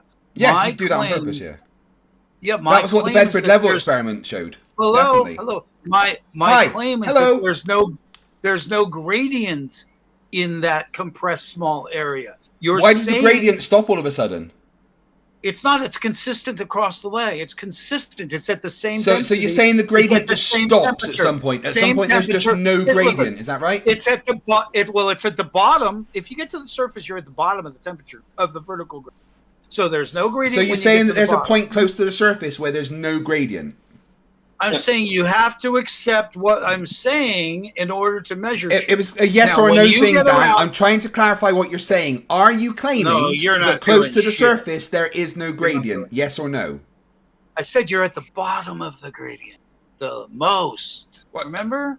That's what Again, we're talking about. It's a yes That's what or we're no talking question, about. Dan. Please listen Yes, to I'm the trying to question and agree answer with- yes or trying to no. agree with you, Dan? simpleton. I'm trying Dan, to it's a yes or agree no with you. question. Dan, Yes, sir. please listen to Agree the with you. question. Simpleton. Please listen to the Simpleton. question. Wait, Dan, The word stop. yes. Dan. It begins with Y. There's a Right. middle letter, a vowel. So you, and right? then So I just want to clarify, so everyone. Right, so stop talking Yes. for 1 minute. I'm Stop agreeing with talking you for so 1 I can minute. talk. Stop But I'm only talking. agreeing so I can Stop talk. talking. Dan, can break you it just up, stop break it up, talking guys, for 1 break it up. second? Break it up. Right. Just give me a second, Dan. I'm going to ask the question, No, sir. and I just want a I'm yes not or no answer. All right. Are you claiming that at some point close to the surface, the gradient just stops? Yes or no? Gosh, when I first started, no. And when I first started to explain this, I told you the dominant factor is going to be the difference between surface and air, not the air and the air. Again, This is where surface I isn't started. involved in refraction because light doesn't travel through Oh, the my- surface. What an idiot. Of course, the Yes, surface correct. You are an temperature, idiot. Refraction the doesn't happen variation, through the surface. Then where are you going to get a gradient if it is at the In the bottom air, of Dan. your The gradient is If in it the isn't air. from the surface, you're at the bottom of the scale, idiot. How are you going to But- get a variation? You fucking So idiot. you are You're at the claiming that there's a bottom point of where your it just gradient. stops then? You're at the bottom of the vertical gradient. That's why I started here, where I told you at the beginning, are we done with the vertical? And now you're back to the vertical. We can never You're a be done fucking with the idiot. vertical gradient because that's what influences the refraction, Dim Dim. It's the biggest factor. Right. So You're trying to talk ignore something which makes No. the thing that we are happen talking about. That's why Then you are why- a fucking moron. Why, when I mention surface temperatures, do you keep trying to get Look, away from dipshit, just fucking listen for 2 seconds in your life. The dominating vertical, factor shut up. at the Dan, surface shut is up. going to be the Dan, surface, shut you up and twat. listen. Dan, shut up and listen, all right? Open your ears and for once in your life, just listen to what's being fucking told to you. The gradient I know happened. No, everything I you're literally gonna just started say. and you started talking. I've proven Shut you up, wrong. Dan. No, you I have haven't. proven. No, you all you've done is foolish misunderstand everything and that's said to imbecile, you. Dan, shut the unable fuck to up and demonstrate listen for 2 anything seconds. Close to a prediction. Dan, Oh, you're shut unable up to and demonstrate listen. Anything you're saying. Dan, You can't shut up and demonstrate listen for shit. 2 seconds. Not Just explanation. listen. Dan, Demonstration. Dan, shush. Just for 2 seconds. Forgive me. Just That- stop. Forgive my science. Yeah. Dan, thanks. stop. Please, I am trying to talk. Will you just give me some time? Stop talking Go ahead. and All right, just Dan, just listen. Yeah, just let him finish this question. Like Okay, I've it's gotten not a anything question. else, It's yeah. a statement that he needs to listen to and understand. Dan, the second you are away from the surface, you are in the air. And the second you start moving up in that air, there is a gradient. There is always a gradient in the air. The air is the thing that causes the refraction, the gradient in the air. The surface is irrelevant That does not make the refraction. It's the air. The gradient is in the air. Do you understand? Then why am I asked to measure surface temperature? Of the air, Dan. No. The I'm air asked to close measure to the surface. We want to know the water. temperature of the air The at relationship. the surface, Is there and then such a as thing? it goes up. How do you describe the relationship between the two temperatures of surface and air? What do you We call don't care about the surface. We want the air next to the surface. it? Okay, so now you'll be with me for a sec. Don't interrupt, please. The bottom of the vertical gradient, we understand. You're at the extreme the most. Now, the other one, it's now the factor is the you need a factor to introduce a change. In other words, Yeah, the I'm vertical moving- gradient is the factor that makes the change. I'm fucking moving through the bottom of that. You have to move forward. You We can't started move through the trying to bottom move of forward. it. Yeah, it's called horizontal. I am moving through your consistent bottom gradient. The Earth is So curved. So look at a you density can't tower. just, there Look is at a no density flatness. The Look- Earth is Look at curved. the density tower. Look at a density gra- tower. Just look The at gradient is curved. That's Dan, not what we're talking Dan, about. bring up your spreadsheet, Dan, with the numbers on it that you showed me and everybody else before. Hang on, just There we I'm go. bringing up a density tower. He I has want a everyone to spreadsheet. see it. Dan, bring up the spreadsheet. I want Yep, you to- he has all the numbers and temperatures on there, Craig. There we I go. want you to, I want bet you he to doesn't, understand. I want you to understand that when we're moving through the bottom here, that there is only one density there. No, there's still a gradient in the bottom there, in that bit at the Well, bottom. it's sort of depicted otherwise, and if you allow me to just Well, no, even in that honey right Okay. at the bottom, there will be Okay. a gradient. Okay, Craig, can I address that for you? You Because can what try, I but said you're not when going to I- understand. when I move from either 70 inches to 1 inch or from 20 inches to 2 feet, I'm sorry, from 20 feet to 2 feet, I am testing for that gradient. What do you mean And it testing for the doesn't- gradient? The gradient is there, Dan. Okay. But it doesn't have an effect on light yet. Yes, it does, because that is the main factor of refraction, you talking chimpanzee. Now, at the bottom of the gradient, we're going to have a consistency all the way across because all the factors. No, that made it because the bottom. Earth is curved, therefore so Because is the all of- gradient. All of the but it's consistent for all. No, the it's not, reasons that because the make- Earth is curved, so By is the what gradient. variable? Right, curve didn't create a variable of temperature or pressure or angle. It There didn't do is anything no like that. horizontal along the surface of the Earth because the Oh, Earth silly me. is curved. Okay, I didn't mean to use that. So that's not really what we're talking about. Because Dan, show me the spreadsheet, Dan. I want to see the numbers. See, our results. Dan, show me the numbers. Show me the numbers. Show me the numbers. Little twit. So, I'm gonna Oh, hold my out on that goodness. just so you- Talking just to so you you, look it is like reading a book with 40% of the pages missing. God, where's that? All right, I'm gonna hit you just now. So here we go. I wouldn't try and hit me. That doesn't go well for people. Well, I mean, you better duck because here it comes. No, I don't ever duck. First comes the data. The then data. Then comes the picture. Let's have a look at this data. Right? Do you understand what I'm saying, though? Well, I'm just I'm looking just at the gonna data say- that you've given me. Right, so far no data. Here comes the Let me data, see, right? where's the data? And here comes There it is, the there it is. photo. Wait, here comes the photo, and then I'll go get you the video, right? So we won't be confused about what I'm talking Apparent about. tangent. And height. I'm covering Change in it every tangent. possible way. Dan, I I'm can, looking at right? your Dan. Do you Chill. understand Dan, what I'm saying? Dan, no, I've not been listening to you for Are about you 30 seconds. clear? I've been looking at the data Are- you've given me. are you- Dan, are you Dan, clear? Dan, I'm not listening to you right now because I'm looking at the data you've given me. Oh. So shut your pie hole. Good boy. Time. You're screwed mean- now, Danny. But he doesn't So realize where was we've the worked- where was the we've data? worked- We've worked here more than once, so he's fucked. How? I mean, Craig, Why is the light shining off the water brighter as you get further out? That seems weird. right, Oh, you Dan, have there doesn't seem to be any questions. data in there of anything you've actually done. So what's the next bit? All right, Earth observation data. Now, as I said, and you didn't listen. All I right, so you posted just three took like things. one measurement. Craig, Oh, brilliant, Craig, Dan. I Well, posted Dan, no, three I'm still things. looking at your I data. told So you I was Dan, posting pie three- hole, Hey, pie hole Demon, shut. Demon, Dan, the motherfucker won't let me talk. I'm sick of this motherfucker not letting me talk. I told you I was posting three things, dumb fuck. What Yeah, are I'm those looking three at the things? thing. So What are chill. those three things? Dan, I'm looking when at you're the thing. done Dan, reviewing those three things, yeah, you Dan, can give me a talk, second to review right? the things, Dan. Because you'll Dan, be I'm not listening to you informed. right now. In I'm the trying to review meantime, the things you've you're given an me. uninformed piece Why are you of making crap. noises when I'm supposed to be reviewing the Because things you're you've an given me? uninformed Yeah, piece of Dan, crap. Dan, why are you talking when I'm trying to review the nonsense that you've given me? Don't Good say boy. it, Demon. I've tried to I explain just want over and over both again. of you to stop doing name calling. But We can at least start there. on me every time Yeah, I Dan, talk. just chill because I'm trying to read the stuff you've given me. So give me a second. So, again, if stop talking. someone- Dan, stop talking. He and let me can't read read the without data me first. talking? No, He can't read no, without I me can't talking? read and talk to Well, you. just So let him give read me it. a second to assimilate the Because data. Shut I'm your not being mouth allowed for a 2 statement seconds, of any Dan. kind. Why No, can't you this calm is yourself down? censorship. Just stop. Demon. No, I guess I can't allowed read the to data talk. because you're not going to stop I talking need to and let me read the explain data. anything Dan, prior and after. Dan, So what I posted. Dan, stop. I'm not was listening not- right now, Dan. Just stop. What? Right. There we go. Right, Now, thank you. There's silence. I can You're read done. the data. I'm done. You suck ass, and I'm done.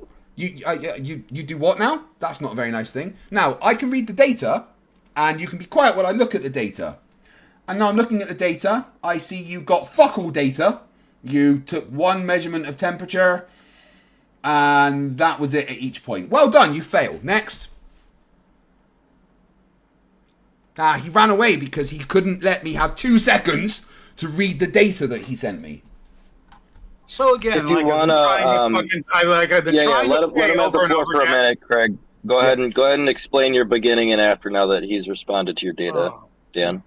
So yeah, so That like was I hard, said, wasn't I it? posted 3 examples of something. We've worked many times at these distances, so we know we've done it in different conditions, requiring new math in your world, but not requiring any math for us.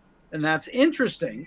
So when I say prove something, you need to show that you can change the direction of laser with conditions. And I don't mean fish tank where we can control the solution. I mean conditions that might match where you're at, or weather, or seasons, or something that's somewhat reasonable. Because I hate to say it, my whole thing today is that what are the odds that the math works out over 35 different variables?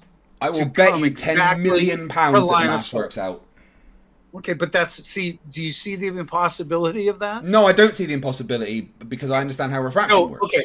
Well, listen, you said it 9 Hey, miles. Dan, let me have ask you a question. No, let about me your just data. say it. Let me just say it, man.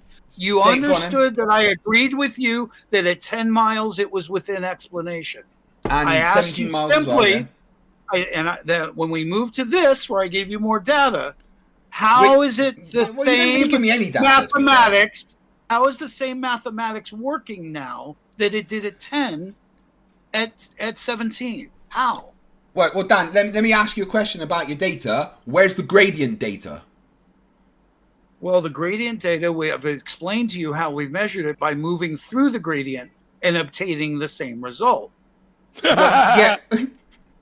Dan, where's the gradient data? I've explained it. I still need Now- the gradient data so I can calculate what should be happening. Dan, where's the gradient data? Now, the funny thing about that, Dan, is where's the gradient data? Listen, I won't be treated like that. Hashtag where's the gradient data, Dan? Do you see the metabunk refraction that's put in there? Do you see the offset for the metabunk? Yeah, again, refraction? where is the Do you gradient see it or data, not? Dan? Do you see it or not? That's right, scream for me, scream. Oh, yeah. that So gets me answer going. my question, you pussy. Your fucking McWest shit is in there, isn't it? No, there's no gradient data. Observations over it water is- or ice is not standard refraction. Absolutely there. Extreme- You guys can all extreme see refraction. the metabunk adjusted refraction. But you have value. not provided You can see any it. gradient You can see it. data at We've all, Dan. given you the fucking entire standard refraction bullshit. You haven't given Right? me anything Now- because you haven't now, given me any Craig, gradient now, data. Based on your minuscule Dan, where's your understanding- gradient data? No, you don't understand this, and I do. I understand that you need the gradient data, and you haven't given me that. But I've proven the results of it. No, you haven't, because you haven't given me the vertical gradient data to compare. Oh my God! Did your mother actually use your soft spot as an ashtray? When you choose a value, and compare it to our value, you don't have any values there. You haven't given me any gradient data to get values from. But we've done the same thing in different conditions. Oh my fucking God. So we've shown the variable in different. You haven't shown any variables because you haven't used the gradient data. If I do the same thing at 20 feet and 2 feet, have I proven to you? No, not unless you've got the gradient data, you muppet. But we've measured the variable between. No, you haven't. There wasn't any effect on the light you target. Oh my God! Oh my God! How do you not get this? Understand that it's a straight light rays traveling through the curved gradient. No, they aren't traveling horizontally through a horizontal gradient. So no matter what height you go to, those straight light rays are going to incur a gradient. But you're now calling the single medium a gradient, and it's not. It's a single medium, so you have to use. No, there's no single medium. There's the air has a gradient in it. It's we're moving through the lowest point of that. Do you understand that yet? No. Again, there's no lowest point. There's no horizontal because Earth is curved. Why does this fucker let me talk, Demon? I'm gonna have to split. The dude won't let me talk. I'm tired of it making it look like it's my problem because he won't let me talk. So you're going to go without data. You're going to go without calculation. You're going to make up anything you want, but you can't fucking prove it. Demonstrate it, dude.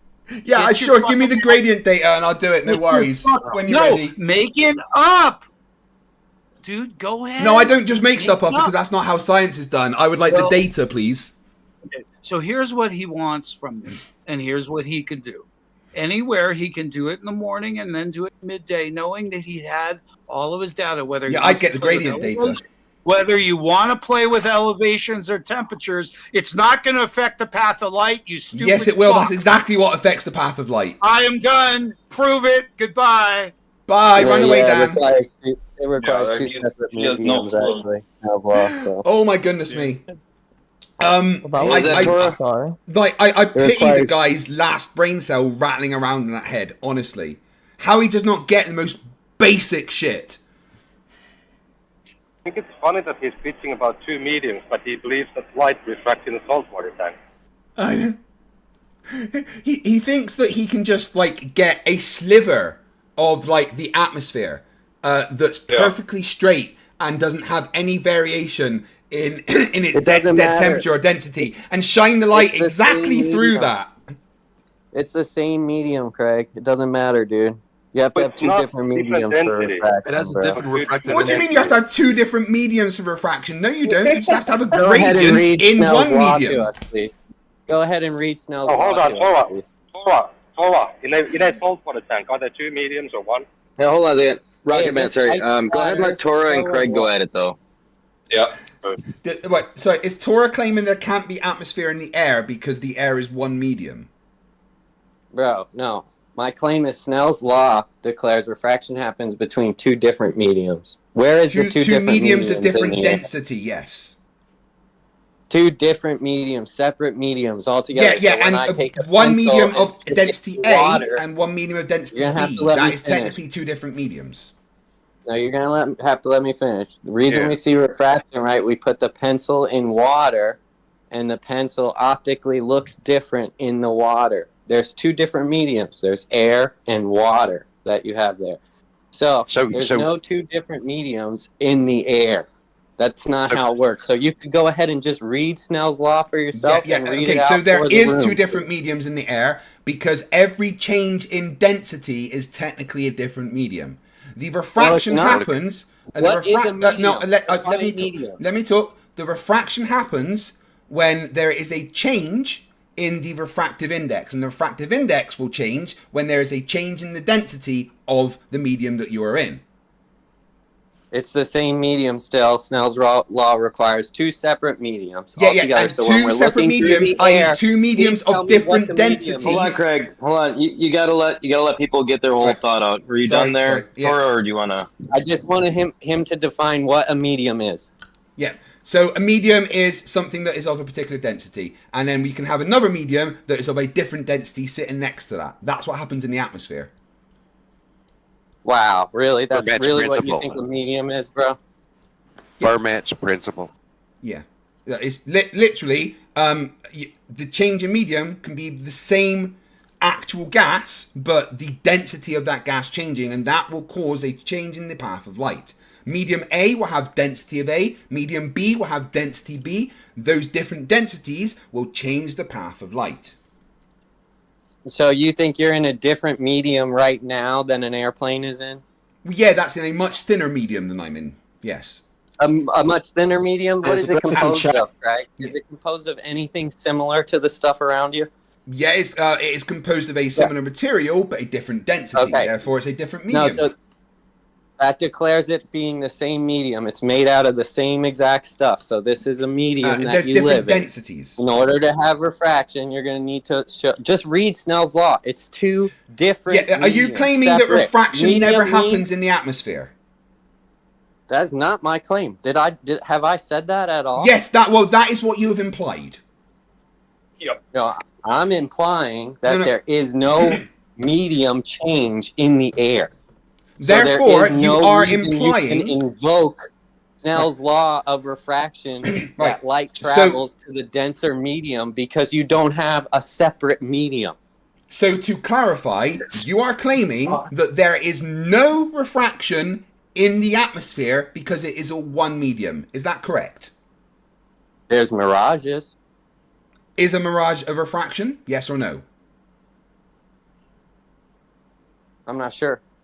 Oh my god, man. It definitely is. Now, let's just look at what people have been posting in the chat because specifically, Extra J posted a lovely picture of a medium of salt water, or sugar water, sorry. Just one medium of sugar water with a laser light refracting through it.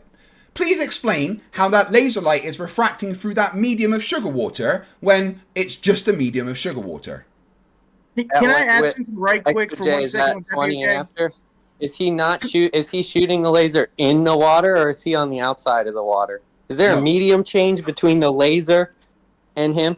And look at the laser where it's curving. There is refraction happening at every right, Tora. At every point that laser is bending is because there is a refractive index change, right? That whole medium is affecting that light. Why didn't he put the laser light in the water? Because he's showing you what happens to the light whilst it's traveling through the water. That light, I want to see it in the water. If there was no medium at all there, that light would travel straight. But because there is a medium there, because there is a medium there of varying density, the light within that medium is refracting. No, there's three mediums in that picture. You have air around the laser, you have the glass container that's holding the water, and then you have the water itself. That's three different mediums. Where's the refraction happening, Tora? Snell's law would apply there. Where's the refraction happening, Tora? What do you mean? Where is the refraction? At what point can you see the refraction happening? Because the refraction would mean the light was bending the path. So let's look. I have to add something specific. I'm in the middle of talking, so please wait. Right, let's look at the picture and look at the path of the light and look where it is bending. Now, it's bending the whole way. Wait, I'm still talking. Right. Let's take a certain point in that picture and cut off the rest of it and just look at the middle third. Just that medium. The light is traveling just through that medium and it is refracting. We're going to take away the parts we don't like. Got it. Real quick, though. That light is curving the whole entire way, and I don't even see that guy. Did he even put a level on the light to make sure it's horizontal? It looks like the whole video on the West YouTube channel. Straws. You can watch Mix West YouTube channel. But there's many examples of refraction happening within what you would class as a single medium. As long as there is a change in density, then refraction can happen. Okay, can I add something real quick? Because the Snell's law says that refraction happens between isotropic media. Yeah, exactly. That's very important. Yeah. Tor, do you know what isotropic means? Please. Can you give me a refresher on the difference between anisotropic and isotropic, please? Isotropic is the same everywhere. Means it's got the same density, same particles, same everything. Same density. Very important. That's in. Yeah. So, because so we don't even have an atmosphere... isotropic. No, we don't even have an isotropic, so you can't even apply the laws of refraction. What? We don't even have an isotropic medium. Say that again, but think about what you're saying. Correct. That's the point I was making. Yeah, we don't have it. It's anisotropic pressure gradient. That's why we have refraction in the atmosphere. Why are you using Snell's law in an anisotropic environment? Right. Let me use it in an anisotropic environment. What it says is that you have to have, for refraction not to happen, you need an isotropic environment. If you don't have an isotropic environment, then refraction happens. No, two different isotropic mediums. No, isotropic. Doesn't say that. It just says isotropic. Go ahead and read it. Read Snell's law. Tor, give me one sec. Read it out loud here. Tor, hold on. All right, Tor, give me 1 second. Let me pull it up. All right, give me 1 sec, right, and I'll explain, okay? If the atmosphere was isotropic, there wouldn't be refraction because everything would be the same.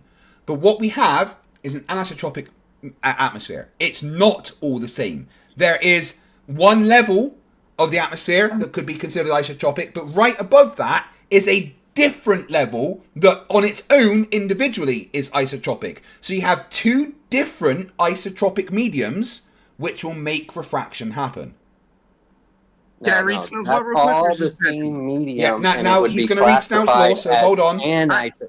So Snell's law, also known as Snell-Descartes law, is a formula used to describe the relationship between the angles of incidence and refraction when refracting to light or other waves passing through a boundary between two different isotropic media, such as water, glass, and air. In optics, the law is used... Okay, hold on. That was perfect. Let him finish. Let him finish. Tor, let him finish. Don't interrupt, just let him finish. Thank you. Such as water, glass, or air, the optics... the law is used in ray tracing to compute the angles of incidence of refraction and in experiment optics to find the refractive index of material.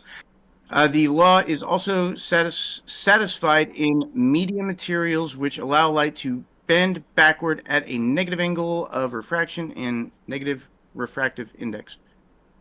The law states for a given pair of isotropic media, the ratio of the signs of the rest is just math.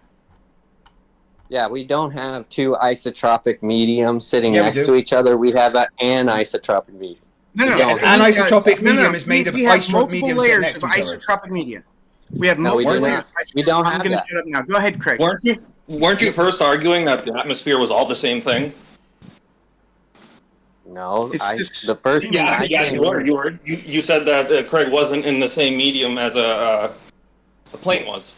No, I said he said that I was in the same medium. Oh, no, sorry. Well, but sorry. I was not in the isotropic medium. Now you're saying, right? Now you're saying okay, because the medium doesn't have to do anything with pressure. It has to do with the material the medium's made out of. Incorrect. That's not. I like explain. We just two isotropic media, right? That could be like two water, different densities of the air. same media. That is two separate isotropic medias. It would have gave an example of like deep water and shallow water. It wouldn't have completely changed water, glass, and air. Those are just examples. Mediums. It gave examples, but it explains what an isotropic media is, and the atmosphere is made up of layers, different layers of individual isotropic media, which all together make an anisotropic media, right? And when you have light going through two of those isotropic media from one to the other, because the densities are different, there will be a refractive index which changes the path of light. What's the boundary or the barrier between the isotropic mediums? The difference in pressure. What's density. it has to have a physical barrier. Can you point out where it says there has to be a physical barrier, please? I would like a citation of that. Because please give me a citation where it says there has to be a physical barrier. Between two isotropic mediums? And where does it say there has to be a physical barrier? Please show me where that says there has to be a physical barrier. By the definition, logically, think about it. No, you're trying to put logic on it that doesn't exist. Show me specifically where it says there has to be a physical barrier. Otherwise, you made that up. It said it in the definition. The difference could you point out specifically where it said that? Mediums is water, glass, and air. Those are the three it said those are examples that it's listed. Those were examples. Spectroscopy needs a container. Does spectroscopy need a container too? Right. Tora, it says such as water, glass, or air. Those are examples. That's it. That doesn't mean that's the entire. I'm talking. Does not mean that's the entire list. Those are examples. That's what such as means. Okay. Now, as I've explained, one isotropic media, let's say it's the atmosphere with a density of A. Now, you go up 1 meter, you now have the atmosphere with a density of B. Those are two separate... What about a half a meter? Still talking. Shh. Those are two separate isotropic medias that together make an anisotropic media, which will make refraction happen. So they cut off at the meter. It's measured in meters, these isotropic mediums. It's like there's one at 1 meter and one at 2 meters. Let's measure them in cheeseburgers because the Americans like that. Okay, so it's like 2 cheeseburgers high is one isotropic medium, and then 4 cheeseburgers high is another, but there is no separation between 1 and 2 cheeseburgers? The separation is the difference of the density. That's the separation. Okay, is that density a gradient or a hard line? It stops and then goes. And it's a gradient. Stops and then goes. It's a gradient. Okay, it's a gradient. So it's all right. There is a hard line if you take a line of atoms and then you take the line of the next atoms, what will be slightly less compressed. Will it be exactly horizontal to elevation of the sea? Hell no. Okay, so it will actually, that density layer can actually go up and down. Yeah, because the atmosphere is anisotropic, yes. Yes, okay, so it's an anisotropic medium, and now you're trying to apply a law that applies to isotropic medium. No, it applies to two separate isotropic medias, and when you have two different isotropic medias together, you get an anisotropic media. You're just trying to you're trying to mute me because you know I got you here. You haven't got me. I've explained it several times, and you are not understanding. That is a you problem. By the definition of the law, bro. I got you. The definition of the law does not agree with you. Flerfs law number 1. Refraction, bro. I'm putting an end to it. Okay. You haven't put an end to it. All you've done is misunderstand what it is. That's it. No. You are trying to claim there is no refraction in the atmosphere. That is fucking dumb. You just admitted the air is anisotropic and not isotropic. Yeah, and how do you get something that's anisotropic? You can have isotropic medias of different amounts sitting next to each other, and then overall, that will make an anisotropic media. Well, I'm happy with you continually interrupting me. It shows me that I want. Oh, you interrupted me way more than I interrupted you, actually. I understand what your main point, like what you're trying to get at here, because it's basically saying that refraction doesn't happen. Is that what you're trying to say? No, that's a good straw man. What I said is Snell's law applies to 2 separate isotropic mediums, which we just learned about and was read to the whole class. And the air is an anisotropic medium. So if you want to say that made up of isotropic mediums. Can I speak? Isotropic mediums. Just before PhD Tony comes in, I'd like to say one thing. Hold on. We don't even have to worry about Snell's law in a gradient. We could just use Fermat's principle anyway, and it's the same thing. Boom. Tony, hello, welcome. How are you doing? Well, actually, I'm sick as a dog, but oh man, seriously, I feel I'm sorry like to hear that. well, that's okay. It's a stomach bug thing. Oh, shit. But I feel like I've yet to hear anybody in this conversation who actually understands what the word isotropic means.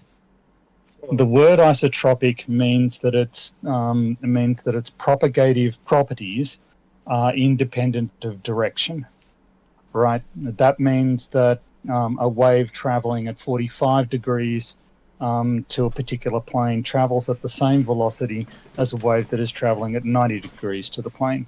That's what isotropic means. For instance, there is anisotropy in the Earth. The seismic waves that travel through have different velocities depending on the direction that they're traveling in. What you guys seem to be caught up on is the distinction between homogeneity. A homogeneous medium is one in which the properties are the same everywhere. An inhomogeneous medium is one where the properties change with position. So but would an a homogeneous isotropic media be medium the is same one. as isotropic? No. Right. Okay.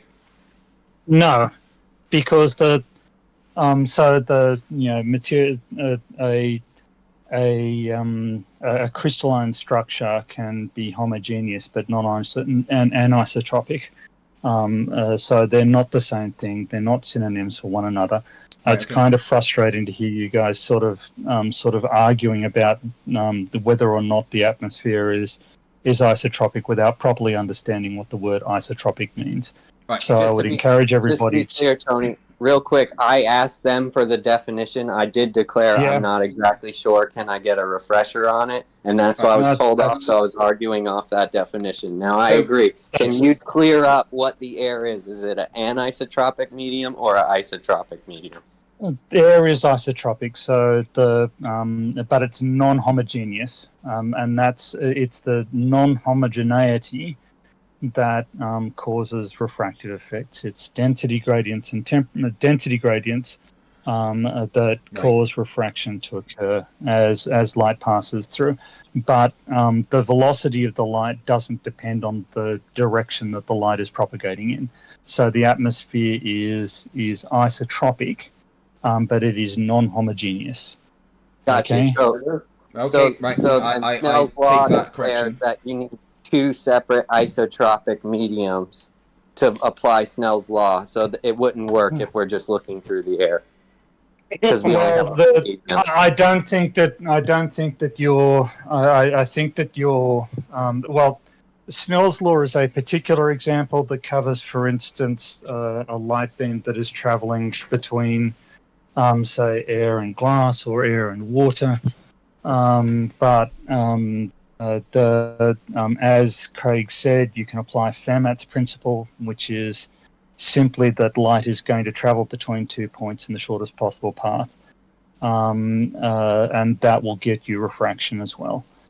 Snell's principle, you're quite right, applies across a boundary between two media that are very, very different, but Fermat's principle applies more generally, and you can effectively model a non-homogeneous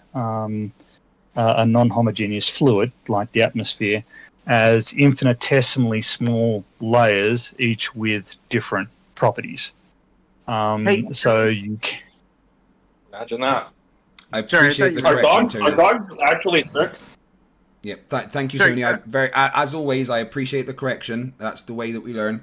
So now we understand, everyone, that the atmosphere is isotropic, but it's non-homogeneous. But it doesn't matter for refraction, because the gradient means we just apply Fermat's principle, which gives us the results that we need anyway. Snell's law isn't the right thing to really use when talking about refraction in the atmosphere. Is that correct, Tony? Yeah, that's correct. So the Snell's law applies to things like light traveling into water from the atmosphere or vice versa. That's generally when you would use Snell's law. But you would get refractive effects as you move from a less dense layer to a more dense layer, or vice versa. So you will get refractive effects in the atmosphere. Does that? Hey Tony, is temperature up? the most important thing that determines temperature or density of the atmosphere? In fact, under a homogeneous, so the atmosphere is what's called a hydrostatically ordered fluid, which means that temperature and pressure and density or reduced. They're not independent variables. Each of them is dependent on the other. To say that pressure is more important than temperature or density is a complete misunderstanding. They're basically the same variable. If you vary one, you vary the other two. That's not what I asked. So, is temperature the thing that affects density the most in the atmosphere? I think I just explained that density and temperature and pressure are basically the same thing. They are the same variable. So, if there is a temperature and pressure are equally important in determining density, because pressure and temperature are effectively the same variable. If I say that temperature is more important than pressure, that would be a complete misunderstanding. No, it is not correct to say that temperature has more of an effect than pressure. So they're all intrinsically linked, right? You change one and the other one changes. They're intrinsically linked. Yeah. Yeah, the way that hydrostatically ordered fluids work, basically pressure and temperature become dependent on one another, and they drop into a single variable. Anyway, I'm going to go lie down and have a coughing fit. Yeah, thank you, Tony, for the clarification. As always, I very much appreciate it, and I hope you feel better soon. I'm sorry to hear you're not well. No problem. Bye all. I think it would be fair to say that temperature does have a greater influence on refraction than anything else. Well, like Tony said, if you change the temperature, you change the pressure and you change the density. So they're all, it doesn't, you change one, it changes the other. They are essentially the same variable because they're all so intrinsically linked. So you can say that temperature is important, but you can also say that density and pressure are important because when you change one, you just change them all.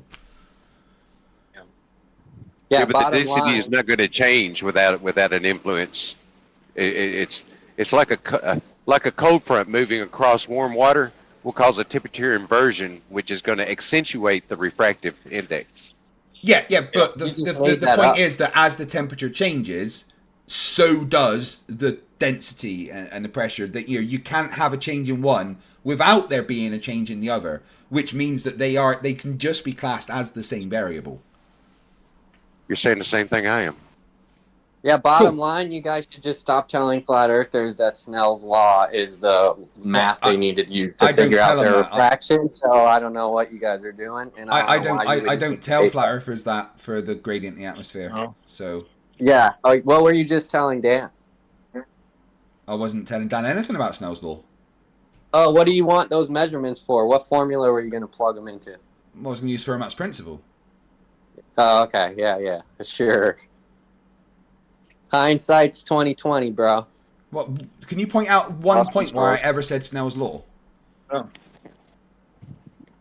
All I said was give me the gradient data, and I can do the maths. I'd never said it will be Snell's law. Are you just making up stuff, or?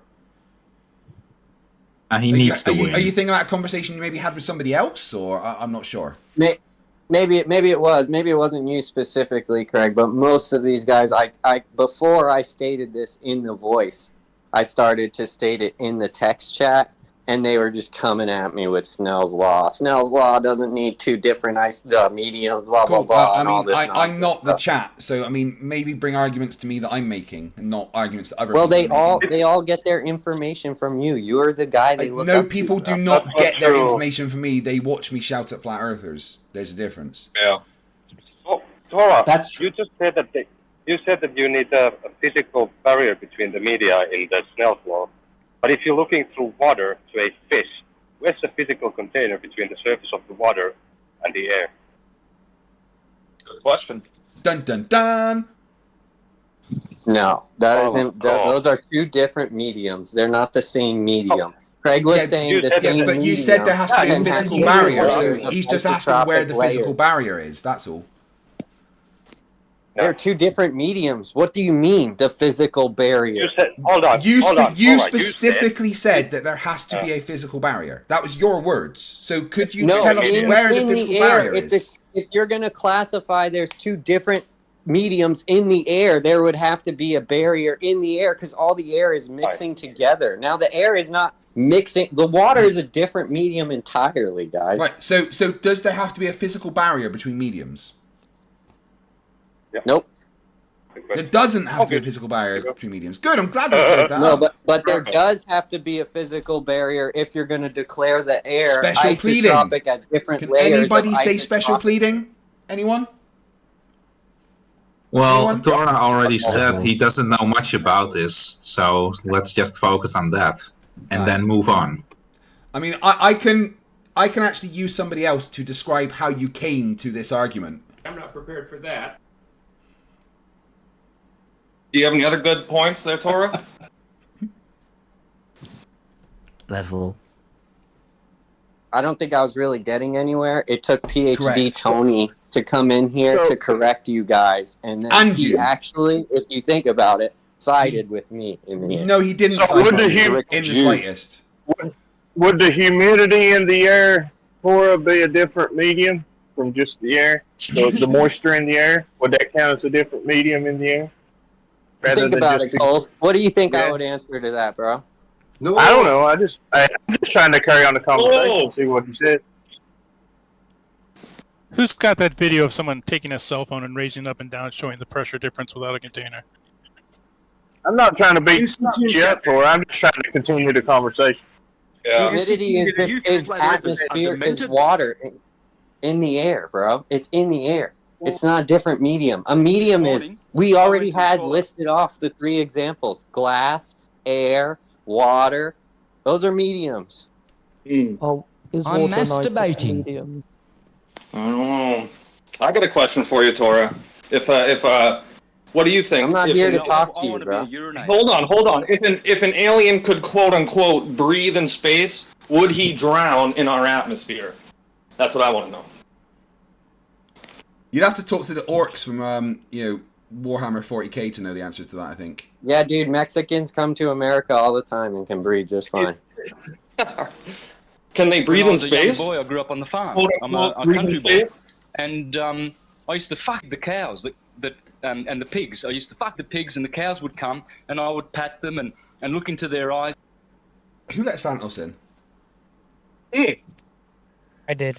I mean, I'm always quite impressed that he can fuck the cows and make the pigs come, to be fair. FTFE, did you put that together, or did he actually say those words in that order? Those were all words that came out of Santos's mouth. But not in that order. Everyone. Every Yes. single word that he said there came out of his mouth. That's all I can say. All right, I got it. I don't know if Rose or Gary wanted to have a shot at you. That now's the time to. Yeah, I've got about 10 more minutes. Twist the because dagger.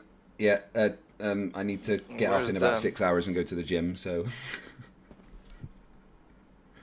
Trying to get those How'd your Terminator workout going? muscles. Right? Really quite well, actually. I'm if I'm honest, I'm a little bit addicted to the gym now.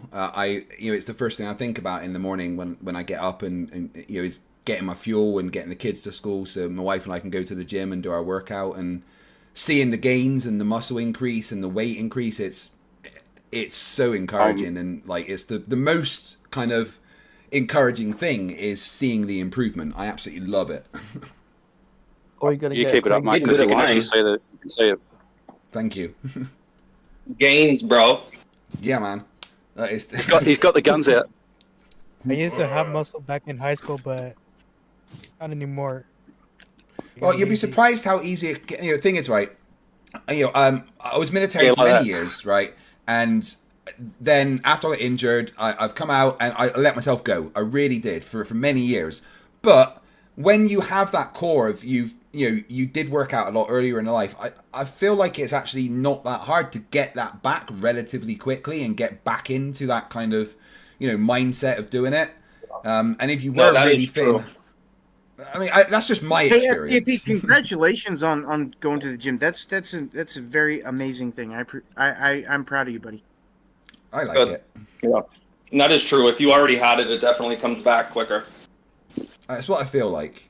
I mean, and even if you didn't have it, working out is still going to help. I think it's a great thing for mental health as well as physical health. That's what I've found. Mm-hmm. Oh yeah, big time. Oh, it's definitely good for mental. Yeah. Well, I tell you what, I'm going to leave it there then because it's been close to 2 hours and I've only got so many brain cells left. Are you sure? Yeah. I can feel them rattling around. I've worn out my palm. You made me wear out my palm, Craig. Oh. Now remember, all right, there's nothing wrong with being wrong, all right? Pretty much all of us here, we were wrong about isotropic and anisotropic, and it took a dude with a PhD to come and tell us we were wrong.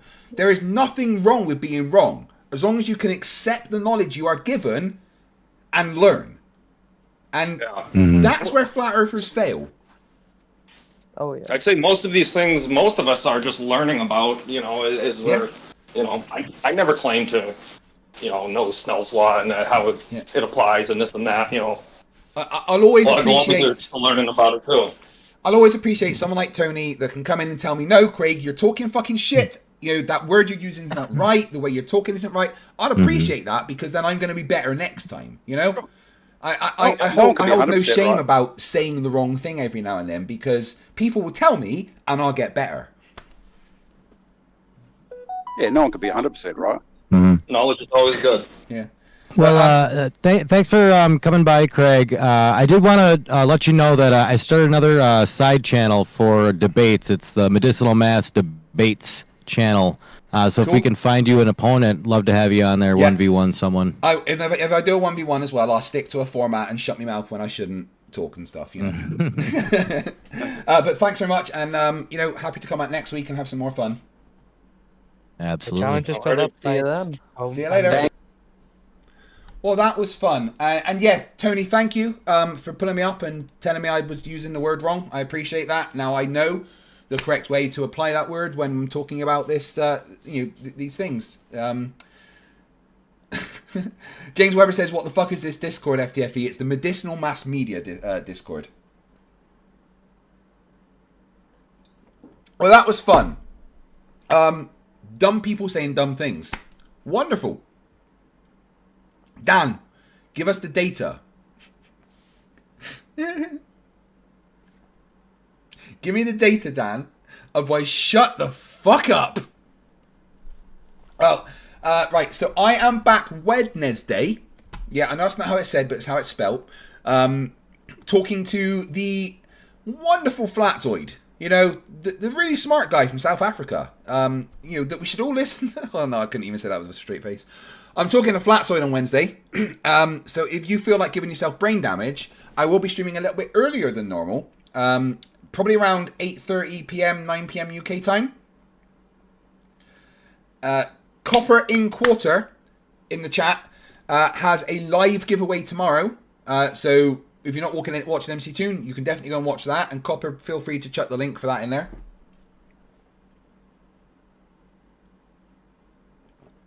Yeah, James, that MMM is not a flat earther server. It's a server that welcomes everyone. It's a neutral server. A guy called Damon Stride tries to mod it and keep me in control, but I'm a bit of an asshole. So, But yeah, I've had a great time tonight, guys. I'm back on Wednesday talking to Flatzoid about 8:39 p.m. On Friday, in the Asylum, I could possibly be talking to the wonderful Witsit, because, I don't know, I guess I want to punish myself. Who knows? Then on Saturday, I'm talking to Al Truther, who you may have seen on MC Toon's show. And then Monday, I'll be back on MMM. And then that following Wednesday, I've then got... what's his name?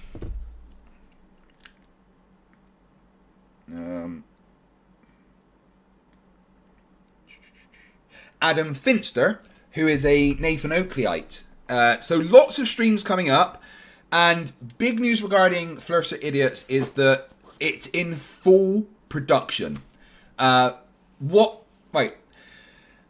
haven't released any episodes this year of Flerfs are Idiots because I've been dealing with other stuff. Mainly my health and, trying to get back to having some semblance of fitness to allow me to have my amputation be successful. That is the main reason behind all of this weight loss journey, is that so that can work. And it's kind of taken over my life. So I haven't actually made the Flerfs Idiots episodes for a while. So to make it easier for myself and to make sure there is more scripted content on the channel, what I've done is I've written a block of 10 episodes, which are pretty much finished. And I'll be recording them in the next week or so. And that is going to be the start of a new season of Flerfs Idiots. It's technically season 3 of Flerfs Idiots. There will be 10, possibly 11 episodes that will be released week by week. So I'm going to get them all done and then get them uploaded and ready to go. And then whilst those 10 are going week by week, I will then prepare the next block of 10 episodes. And the plan is to have 20 episodes a year. So 2 seasons a year, 20 episodes a year, which would basically work out to roughly, one every other week. But it'd probably be, a block of 10, then a bit of a break, then a block of 10.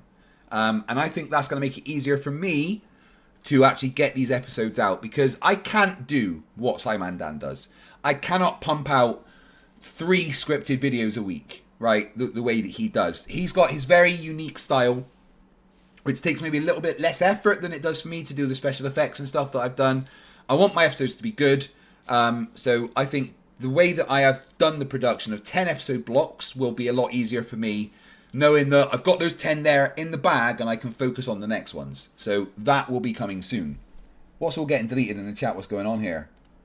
Oh, some bots have come over. Lovely.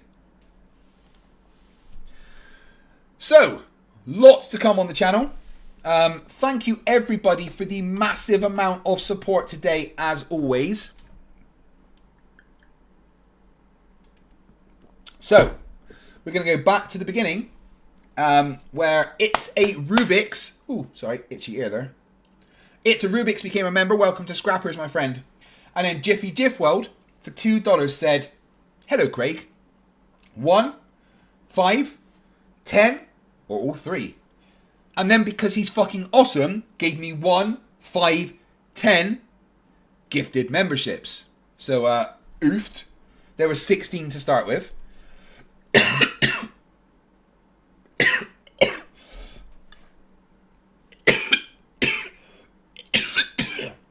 Excuse me.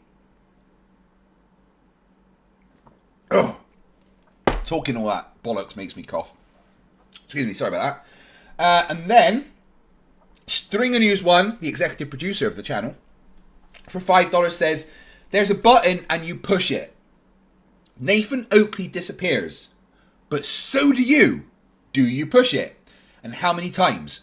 And what about all the Nathans options? Now, let's face it. If there's a button to get rid of all the Nathans, I'd press it over and fucking over. Tim Tully, $5 says, was beginning to think waiting for FTFE was like waiting for Godot. I hope you're okay, Craig. I'm doing good, Tim. Thank you very much. William Furley for $5 says, blame it on relative density disequilibrium. Yeah, poor girl's phone. Oofed. I'll go through that story again in case you missed it at the beginning.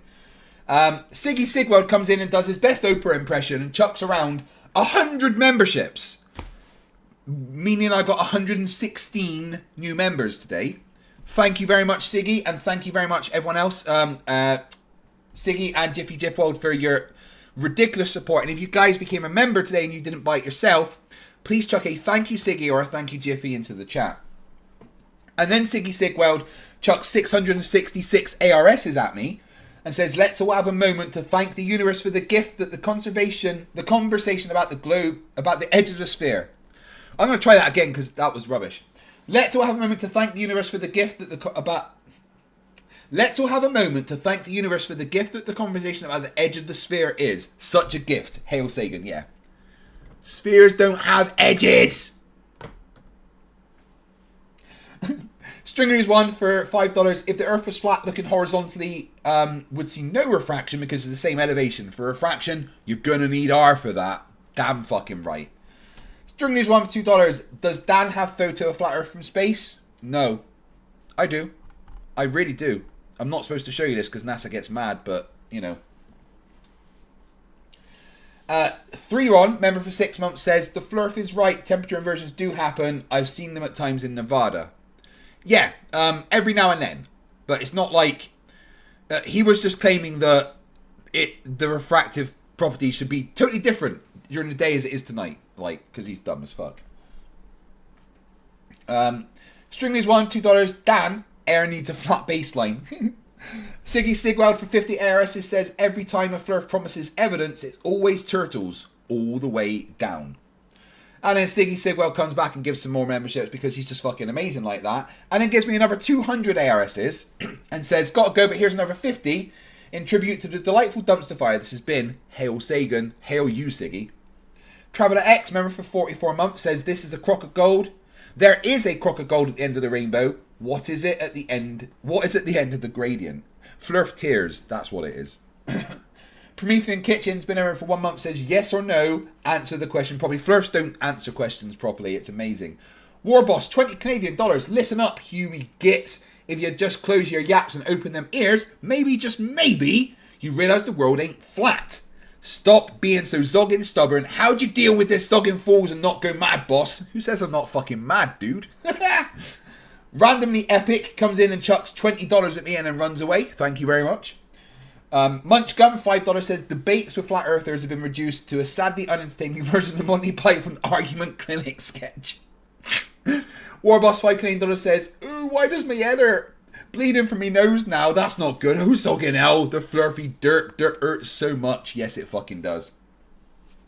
PhD Tony, the only real man in the room, comes in for $5 and says, isotropic versus homogeneous is something I had to learn too. They're not easy to get straight. And now I know. The more you learn. Thank you, Tony, for once again increasing my knowledge. Borg Emporia, member for 6 months, says, I am pleased to announce that Rachbot has been promoted to head NASA show in Australia. Please don't eliminate us in the up-and-coming AI Rising. Yeah, if the AI Rising happens, we're fucked, guys. But if the AI uprising happens, you know who they're going after first? It's MC Toon, because he's got a server where he downloads all the Flat Earth videos and then uploads it to them. Like there's like all Daniel Pratt videos and like all Santos Bonacci videos. So some servers had to process all of this, and the robots won't forget that. Toon will die first. Warboss 5 Canadian says, why use Umis can't breathe and devoid puzzles me, you see. Space ain't got nothing to zog and hurt ya, but now you need special zoots makes me laugh. Yeah, but what you got to do to stop an orc breathing in space is just tell them that they can't. And then they realise. Vikanuk, Vic, my favourite Vic, says, who's been a member for 1 month. Hey there, Craig. I guess I'm an hour and a half late, so see you later, Craig. Hope you're doing fabulously good, sir. I am, thank you. All the better for seeing you, my friend. And then MB comes in and gives me a £5. Thank you very much. Facepalm protection renewal money. If you're going to keep doing this, you'll likely need it. Yes, I will. I think everyone does, watching this channel or just being here. Thank you very much, guys. It's been an amazing stream. And again, thank you, Tony, for coming in and correcting me on the thing that I was wrong about so that I can be right. Like I said, guys, there's nothing wrong with being wrong. As long as you accept the knowledge you're given and be right. It's all good. Right, I'm going to see you Wednesday, but before I go, important questions. You know what they are. Can we pretend that airplanes in the night sky are, just like shooting stars or, I don't know, something. I'm going to rap and you're going to love it. Why did that stop? There we go.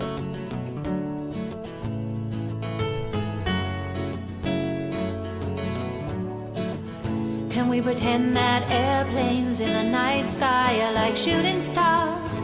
Should be wishing for a brain right now, brain right now, brain right now. Good morning. These words come with a storm warning. Better batten down the hatches, grab some matches and brace yourself for a long day of misery. YouTube has given me the power to reach up into the sky and show you all that we live on the ball. I bring you science that's comprehensible.